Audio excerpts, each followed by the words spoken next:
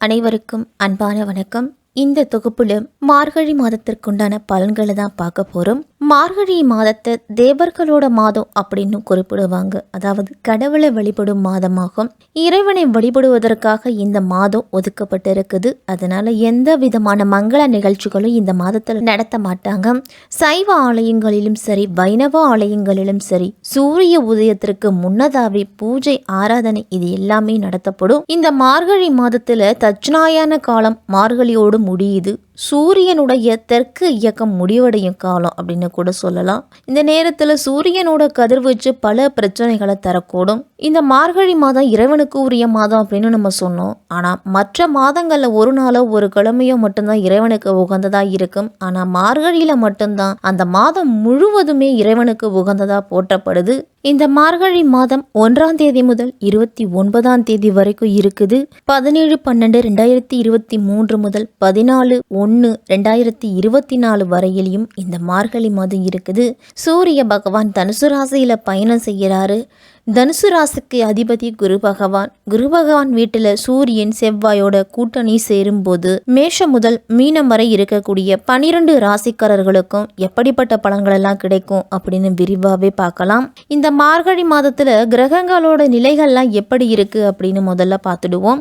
சூரியன் தனுசு ராசியில இருக்கிறாரு. செவ்வாய் விருச்சிக ராசியில மார்கழி மாதம் 11ஆம் தேதி வரைக்கும் இருக்கிறாரு. அதன் பிறகு தனுசு ராசிக்கு போறாரு. புதன் விருச்சிக ராசியில இருக்கிறாரு 23ஆம் தேதி வரைக்கும். அதன் பிறகு தனுசு ராசிக்கு போறாரு. சுக்கிரன் துலாம் ராசியில இருக்கிறாரு 9ஆம் தேதி வரையிலும். அதன் பிறகு விருச்சிக ராசிக்கு போறாரு. குரு பகவான் மேஷ ராசியில 4ஆம் தேதி வரைக்கும் இருக்கிறாரு. அதன் பிறகு வக்ர நிவர்த்தி அடைகிறாரு. சனி பகவான் மகர ராசியில 4ஆம் தேதி வரைக்கும் இருக்கிறாரு. அதன் பிறகு கும்பராசிக்கு போறாரு. ராகு மீன ராசியிலையும் கேது கன்னி ராசியிலையும் பயணம் செய்கிறாங்க. இப்படிப்பட்ட சூழ்நிலையில தான் இந்த மார்கழி மாதம் பிறக்குது. மற்றவர்களோட உணர்வுகளை புரிந்து செயல்படக்கூடியவர்கள் தான் மேஷ ராசிக்காரர்கள். மார்கழி மாதத்தோட கிரக நிலைகள்னு முதல்ல நம்ம பார்த்தோம் அப்படின்னா, மாத தொடக்கத்திலேயே உங்க ராசிநாதன் செவ்வாய் அஷ்டமத்துல சஞ்சரிக்கிறாரு. சூரியன் செவ்வாயோடு 9ஆம் இடத்துல, அதுவும் பாகிஸ்தானத்துல பயணம் செய்யறதால வெளிநாடு செல்லக்கூடிய யோகம் அப்படிங்கிறது இருக்கு. உத்தியோகத்துல இடமாற்றம்லாம் சேரும். நீங்கள் எண்ணியது எளிதில் நிறைவேறும். தொழிலில் லாபம் அதிகரிக்க கூடுதலாக உழைக்கணும். மாணவர்கள்லாம் படிப்பில் அதிக கவனம் செலுத்துறது நல்லது. 3க்கும் 6க்கும் அதிபதியான புதனும் இணைஞ்சிருக்கிறாரு செவ்வாயோடு. தொழில் உத்தியோகத்திலெல்லாம் நல்ல மாற்றங்கள் வரும். இந்த மாதம் சனி பயிற்சியும் நிகழ இருக்கிறதால லாபஸ்தானத்திற்கு வரும் சனி பகவானால பொருளாதார நிலை உயரும். உங்களுக்கு அருளாளர்கள் மற்றும் அனுபவஸ்தர்களோட ஆலோசனைகள்லாம் உங்களுடைய முன்னேற்றத்திற்கு வழிவகுத்து கொடுக்கும். ஆன்மீகத்தில் நாட்டம் அப்படிங்கிறது அதிகரிக்கும். உங்களுக்கு உயர்கல்வியிலெல்லாம் நல்ல மேன்மை உண்டு. தம்பதியர்களுக்கிடையே ஒற்றுமை அப்படிங்கிறது அதிகரிக்கும். எதிர்பாலினத்தவர்கள் விஷயத்தில் கவனத்தோடு இருக்கணும்.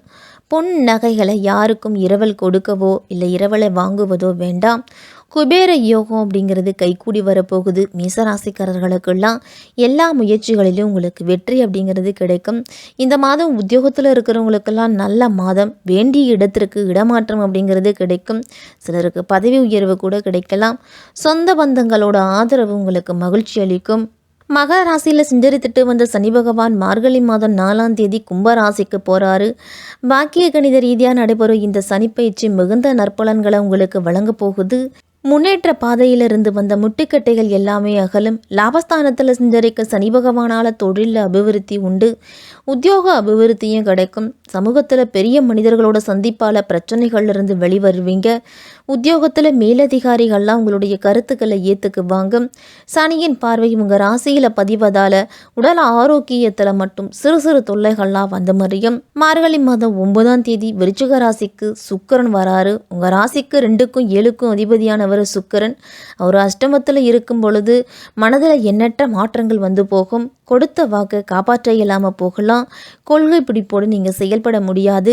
தன வரவு வந்தாலும் மறு நிமிடமே செலவாகக்கூடிய சூழ்நிலை இருக்கும். எதிர்பாராத வரையங்கள்லாம் ஏற்படலாம். மேசராசிக்காரர்களுக்கு உத்தியோகத்திலெல்லாம் மேலதிகாரிகள் உங்களுடைய திறமைக்குரிய அங்கீகாரத்தை வழங்க மாட்டாங்க. குடும்ப பிரச்சனை அப்படிங்கிறது கொஞ்சம் அதிகரிக்கும். குடும்ப வாழ்க்கையில் உறவு அப்படிங்கிறது வலுப்படும். புதிய வேலைகள் எல்லாம் இந்த மாதத்தில் முதலீடு செய்யலாம். இந்த மாதத்தில் நீங்கள் எவ்வளவு கடினமாக உழைக்கிறீங்களோ அந்தளவு உங்களுக்கு வெற்றி அப்படிங்கிறது கிடைக்கும். லாட்டரி அடித்தது போல சில அதிர்ஷ்டங்கள்லாம் மேசராசிக்காரர்களுக்கு உண்டு. பங்குச்சந்தை, ரியல் எஸ்டேட் போன்ற விஷயங்கள்ல கூட உங்களுக்கு லாபம் அப்படிங்கிறது கிடைக்கும். உங்களின் திறமை மீது அதிக நம்பிக்கை வைப்பீங்க. காதல் விஷயத்துலலாம் யூகோ மோதல்கள் அப்படிங்கிறது ஏற்படலாம். நிதானமும் விட்டு கொடுத்து போகிறது அவசியம். வெளிநாடு செல்றதுக்கெல்லாம் வாய்ப்புகள் அப்படிங்கிறது கிடைக்கும். மாணவர்கள்லாம் படிப்பில் எடுக்கும் முயற்சியில் நல்ல பலன் அப்படிங்கிறது உண்டு. தனுசு ராசிக்கு மார்கழி மாதம் 11ஆம் தேதி செவ்வாய் பயிற்சியாகி போறாரு. உங்கள் ராசிநாதன் செவ்வாய் 9ஆம் இடத்துக்கு வருவது யோகம்தான். தடைப்பட்ட காரியங்கள்லாம் தானாகவே நடக்கும். தந்தை வழி உறவுல இருந்து வந்த விரிசல்கள் எல்லாமே மறையும். பாகப்பிரிவினைகள்லாம் சுமூகமாக நடக்கும். இந்த மாதத்தில் தீர்த்த யாத்திரைகளும் தெய்வ தரிசனங்களையும் மேற்கொள்ளுவீங்க. வாகனம் வாங்கி மகிழக்கூடிய யோகம் கூட உண்டு. பொதுவாக குரு வீட்டில் செவ்வாய் சஞ்சரிக்கிறதால குருமங்கள யோக அடிப்படையில் இல்லத்தில் மங்கள ஓசை கேட்கும். ஏன்னா மார்கழி மாதம் மங்கள ஓசை கேட்கும்னு சொல்றீங்களே அப்படின்னு சொல்லலாம். அதற்குண்டான வேலைகள் கூட நடக்கலாம். மார்கழி மாதம் 23ஆம் தேதி தனுசு ராசிக்கு புதன் வராரு. உங்கள் ராசிக்கு 3க்கும் 6க்கும் அதிபதியானவர் புதன். சூரியனோட இணைஞ்சு அவர் புத ஆதித்ய யோகத்தை கொடுக்க போகிறாரு உங்களுக்கு. அதனால் வெற்றி செய்திகள் அப்படிங்கிறது வீடு தேடி வந்து சேரும். இதுவரைக்கும் ஏற்பட்டிருந்த இழப்புகளை எல்லாத்தையும் ஈடு செய்யறதுக்கு வாய்ப்புகள் அப்படிங்கிறது கிடைக்கும். மேசராசிக்காரர்களுக்கு வெளிநாடு செல்பவர்கள்லாம் அங்கேயே வீடு வாங்கலாமா, சொந்த ஊரில் சொத்துக்கள் வாங்கலாமா அப்படின்னு சிந்திக்கக்கூடிய நேரம். பொது வாழ்வில் இருக்கிறவங்களுக்கெல்லாம் புதிய பொறுப்புகளும் பதவிகளும் கிடைக்கும். வியாபாரம், தொழில் செய்கிறவங்கெல்லாம் நீங்கள் எதிர்பார்த்த இலக்கை அடைவீங்க. கலைஞர்களுக்கெல்லாம் வாய்ப்புகள் வரும் பொழுதே அதை பயன்படுத்திக்கிறது நல்லது. மாணவர்களுக்கெல்லாம் கல்வியில் நல்ல முன்னேற்றம் இருக்கும். சக மாணவர்களிடம் அன்பாகவும் ஆதரவாகவும் பழகுங்க. பெண்களுக்கெல்லாம் பிரச்சனைகளிலிருந்து விடுபடக்கூடிய சூழ்நிலை உண்டு. பிள்ளைகள் வழியில் உங்களுக்கு சுப செய்திகள்லாம் வந்து சேரும்.